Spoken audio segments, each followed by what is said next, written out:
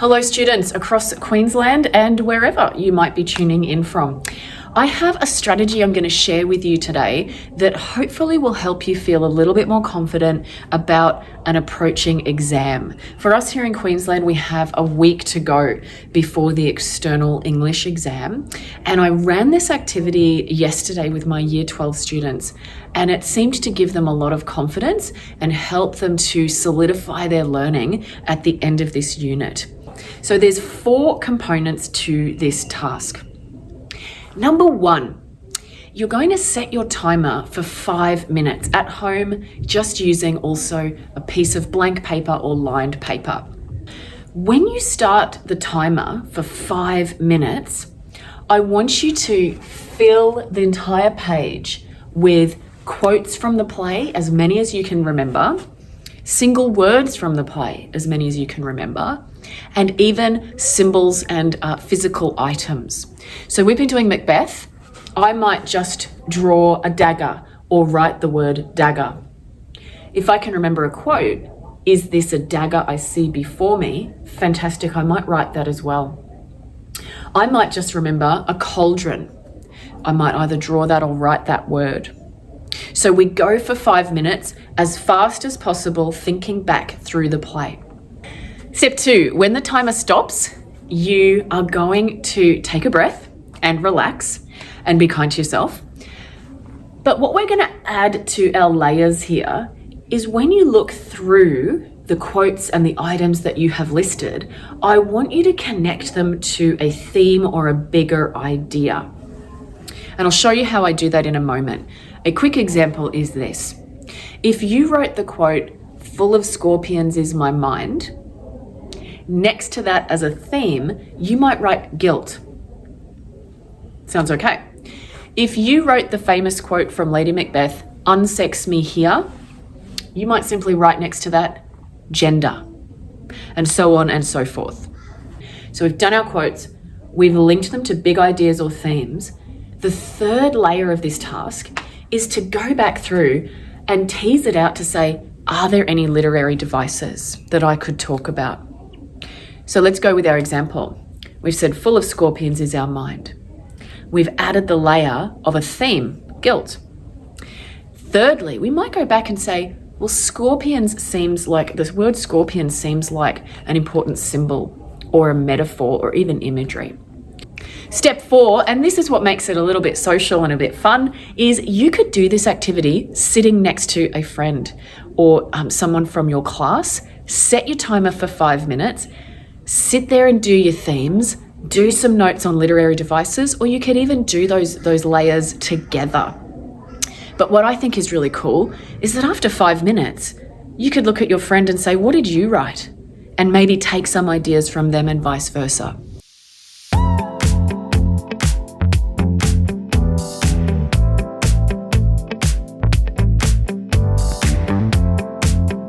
Wish me all the best, I'm off.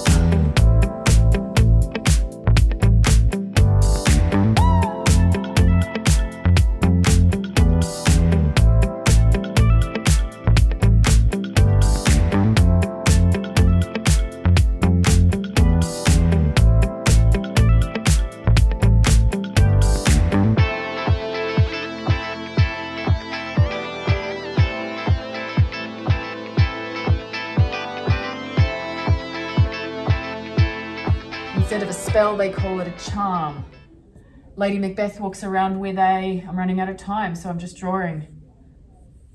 She walks around with a candle because she's losing it. She's freaking out. She's sleepwalking. Just write stuff. Doesn't have to be quotes. She's sleepwalking. There's a physician there. She says, "Oh, out damn spot. Out, I say, who would have thought the old man to have so much blood in him?" Old man. Isn't he a king? When she remembers it, she sees him as a old man, which makes it more vicious because we see he was quite vulnerable.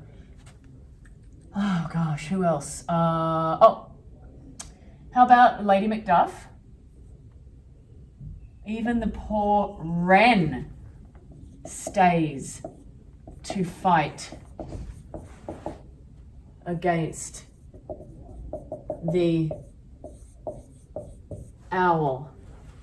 Another bird. She's pissed that Macduff left her vulnerable with her son. Ugh, my time is done. You're gonna give me a bonus 10 seconds? No, actually don't. Don't be kind to me. Let's be brutal. Let's laugh to scorn. Let's be bloody bold and resolute. Check it out. Let's take a breather.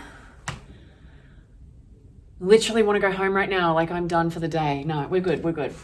So let's jump in. Let's do a different one. Let's pick this one straight up. Lady Macbeth dashing the brains out of the baby, plucking it from the nipple. What's our theme? Gender. I know that that's getting cut off. Gender. Can we do another one? Let's go. All my pretty chickens. This is here from, I'll just turn that a little. All my pretty chickens in one fell swoop. This is Macduff learning that his family are dead. So this relates to death. This relates to justice. Because it's like, that's horrendous. Violence, death, justice. That'll do. We're going fast. Horses eating each other. Disorder. That seems to link nicely. There's daggers in men's smiles. What would you link that to? We're smiling, but we want to kill you. So what can we say? Deception?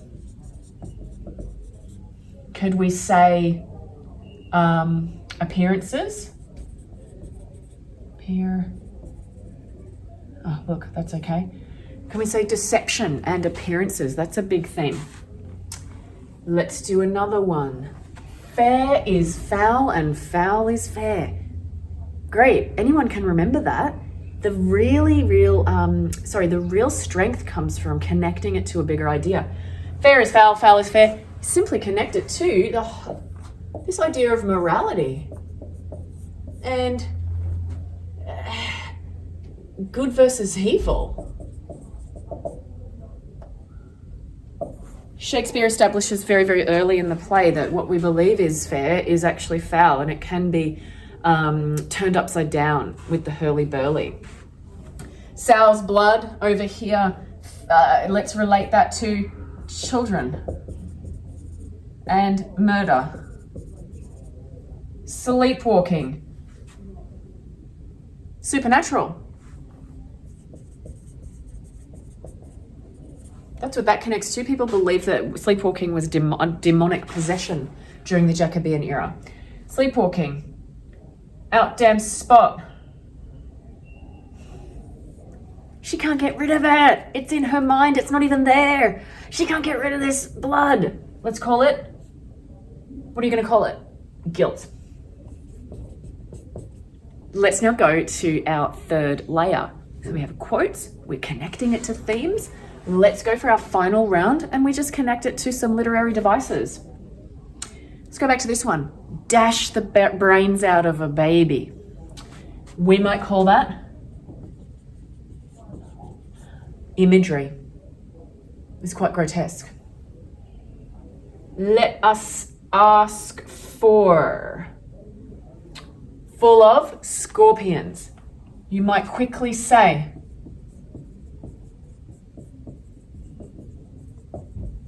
symbol or metaphor. Love it. Fillet of a fenny snake. If you're feeling really fired up, you could talk about the fricative alliteration of fillet and fenny, which we know those witches really do dig fricative alliteration. Check it out. They do it up here. Fair is foul and foul is fair. Fillet of a fenny snake. So they like to speak in this kind of creepy way. So we're going to say,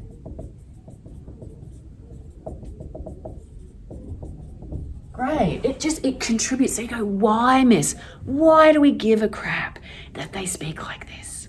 I get it. But in the essay, you do need to say, why did Shakespeare do that? It always has purpose. You can hear it. Fillet of a fenny snake, in the cauldron boil and bake. it is creepy because they're witches, right? It has the effect of sustaining that supernatural, uneasy tension in the play. One more, let's go. Let's just look at the candle. Is it a literary device? Hell yeah. It's a symbol. Why does she walk around the castle with the candle all the time now? Because she's afraid of the dark, okay? She's afraid of the dark. So it symbolizes Lady Macbeth's desire for light, because she's too spooked out now to be in the darkness, because that's when all the murders happened. Let's do one more.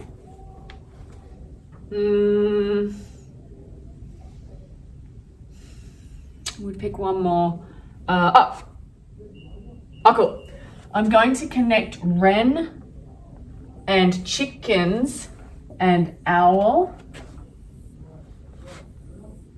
I don't care that this is messy. I just don't care. Like, you can't care. Just get it out.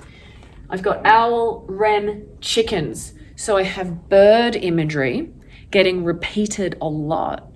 So this, of course, my students will be able to answer this. Can you? If something is repeated a lot, it becomes a motif. So we have the motif of birds throughout the play, but it's very important to know which particular birds and why. Let's go real fast. Wren is a tiny little thing like a sparrow. Hello, Lady Macduff is saying, yo, even a wren stays to fight against the owl, and my silly husband left us. The owl, symbolic. The owl is Macbeth. Think about it. A bird of prey swooping down at night. Really, really cool. Do Control F in the play. Owl comes up heaps. And down here, chickens. All my pretty chickens. That's tragic imagery. Because Macduff envisions his family being left there, his wife and kids, as vulnerable chickens. Think about it. They can't fly. And of course, in one fell swoop. So the imagery of the bird of prey swooping down. Oh my God. This is a lot. But guess what? It's extremely beneficial because I can kind of go anywhere at the moment. Of course, I could do more. I encourage you to label everything on your list. For instance, there's beautiful similes. There's the serpent symbol. There's themes of power, guilt, deception, gender. Google Macbeth themes and you will be totally fine. Don't forget that sneaky one, time. Okay, for which you'd really want a good quote, from his, where have I got some room here?